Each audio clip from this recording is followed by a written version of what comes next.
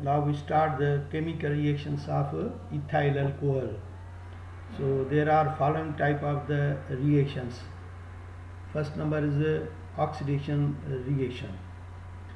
Ethanol, when is treated with a strong oxidizing agent, that is a potassium dichromate and concentrated sulfuric acid, which provide the nascent oxygen. Ethanol is first oxidized by that oxidizing agent to acetaldehyde, which is further oxidized to acetic acid. This is the chemical equation. Ethyl alcohol, from this oxidizing agent comes out this nascent oxygen. इस oxidation reaction को जो आम तरीका है लिखने का वो यही है कि हम पूरा रिएक्शन नहीं दिखाते हैं, सिर्फ उसमें से जो ऑक्सीजन इसको ऑक्सीडाइज करता है वो दिखाते हैं.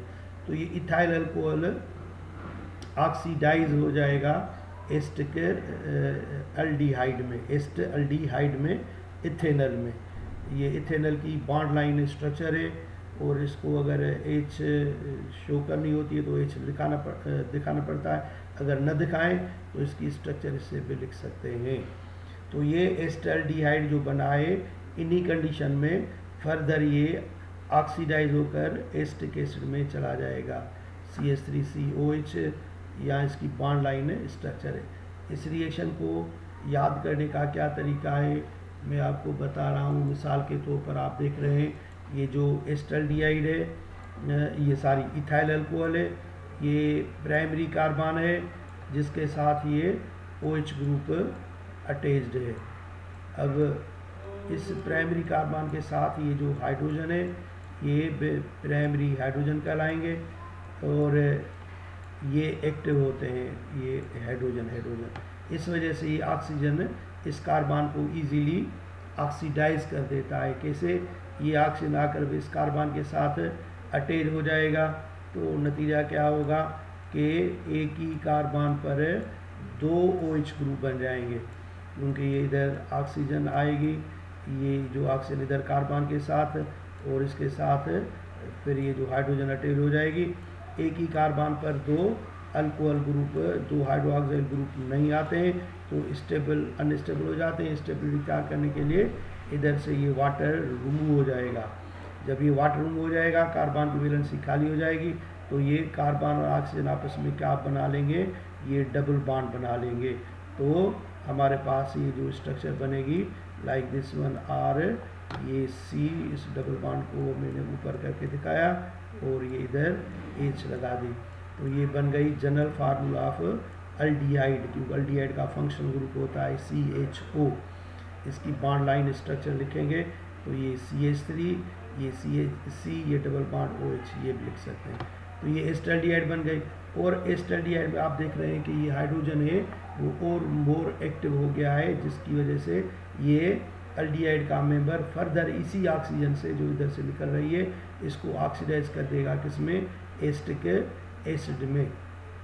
तो ये रिएक्शन जैसे हमने दिखाया इधर लिखा वो यही है कि ethanol is first oxidise into acetaldehyde. This acetaldehyde is further oxidise to acetic acid. ये इसका ऑक्सीडेशन रिएक्शन है. और ऑक्सीडेशन रिएक्शन प्राइमरी अल्कोहल की जल्दी में होती है सेकेंडरी अल्कोहल के मुकाबले में, और सेकेंडरी अल्कोहल की जल्दी में होती है टर्शियरी अल्कोहल के मुकाबले में.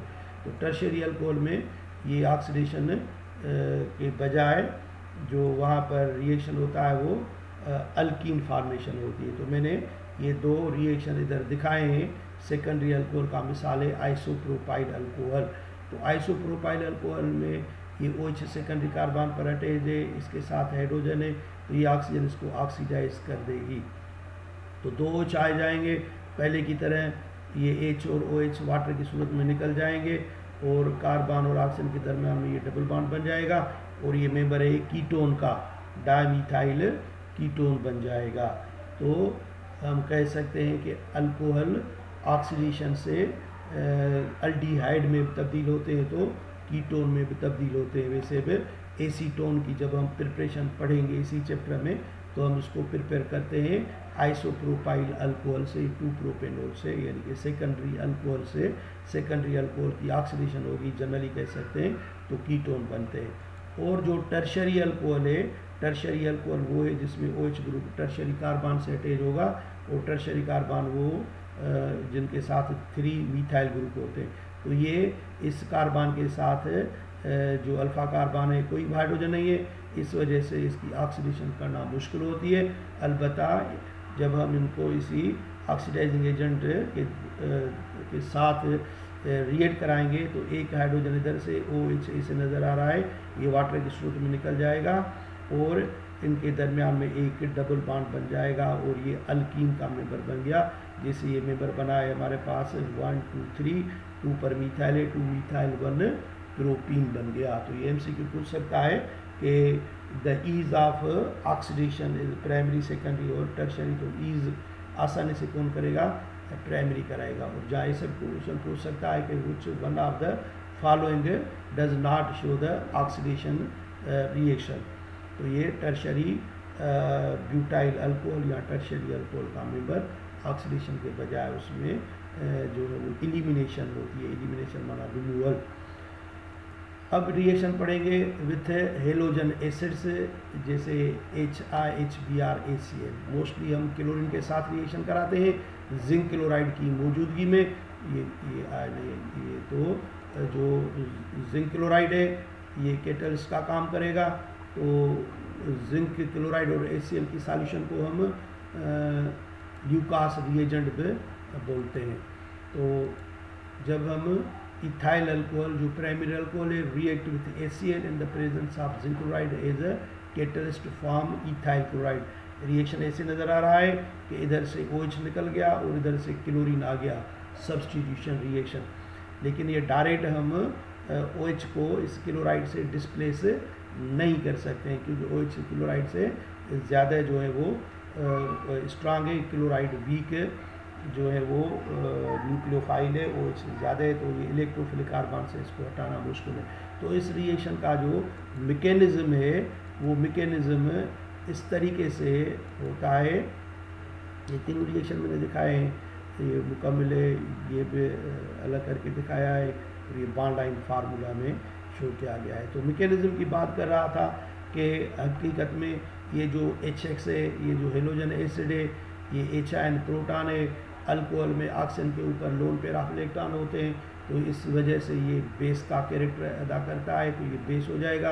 ये लोन पेयर ऑफ इलेक्ट्रॉन इस हाइड्रोजन को देकर इसके साथ बॉन्ड बनाएगा और ये बन जाता है alkyl oxonium ion. Oxonium ion किससे कहते हैं, when oxygen is bonded with 3 other atom and bear positive charge. इसके ऊपर ये कौन सी चार्ज दिखाई गई है, पॉजिटिव, तो हम इसको बोलते हैं ऑक्सोनियम आयन।